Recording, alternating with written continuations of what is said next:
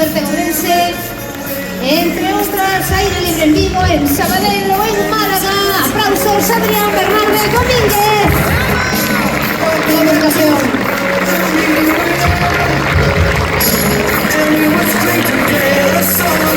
Na mesma modalidade de atletismo, Alexandra Lence Vilaboa, tempada 2024, subcampeona galega sub-18 en probas combinadas pista o aire libre, quinto puesto, campeonato galego absoluto. Arriba o escenario.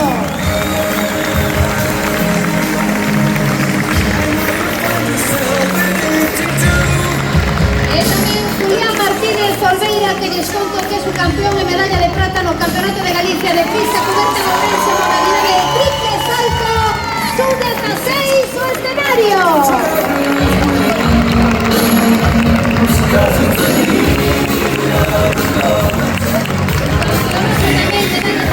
Campeonato de Galicia en pista aire libre en Lugo, modalidade de triple salto. Ese aplauso para Julián Martínez Olveira.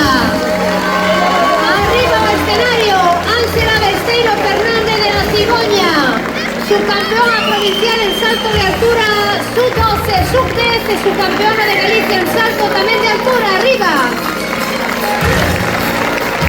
Laura Meira Fernández, tamén o escenario, cuarto posto, campeonato galego sub-14 1000 metros lisos en pista cuberta e aire libre.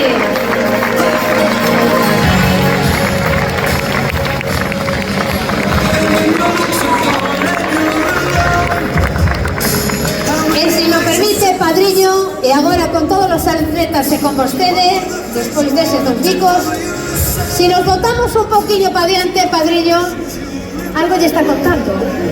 Deixámoslo estar. Hola, padrino. Vamos un poquinho para diante. E facemos unha foto todos.